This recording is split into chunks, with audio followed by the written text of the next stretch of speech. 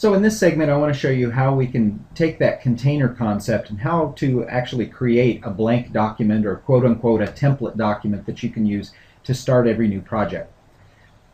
Basically we just say File, New, and we can give a name and location for our project and set the properties on how we want geometry to load. I'll just take these defaults here and say OK to that. Now you're prompted to open up a product at this point, and this is like to load geometry, but if you just hit cancel on this, you'll get a blank document. Now notice the file naming convention here, SolidWorks Composer1.smg proj. Don't even worry about that because we're going to save that as our desired name in just a minute. But what I do want you to notice is at the assembly level, at the Assembly Feature Manager tree, you now have a container or a node called root.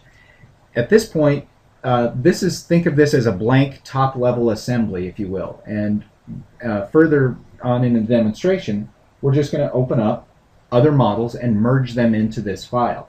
Now, you can at this point, you can set this blank document up any way you like. One thing you might want to do is maybe change the background to a consistent background. So I'll just say let's make it white, and let's set each of those as the neutral property, which means that for every view we create, we'll set our foot color and background color. We'll set that as the neutral property so that every view is going to have that property.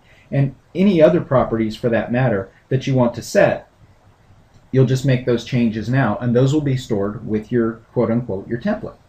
The other thing you may want to do is take a look at your file properties, document properties, and set any properties that you might want for this template, like the paper size, for instance. So if we want this to be a letter size landscape, that would be a good time to do that, so that every time we use this template, it already has those paper settings. How about units? Same story here. If I want this to be in English units, I'll set that to inches. The internal units can be millimeters, that's just fine. And I'll say OK to that. So now that I've made the desired changes, I will just do a File, Save As, and I'll save this as an SMG, and then choose my location. And I'll just call this one Template.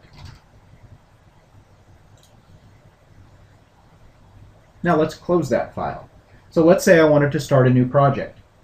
I would just open my template document,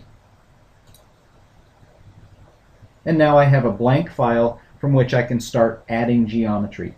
And that's done simply by using the open command. I'll demonstrate that in the next video segment.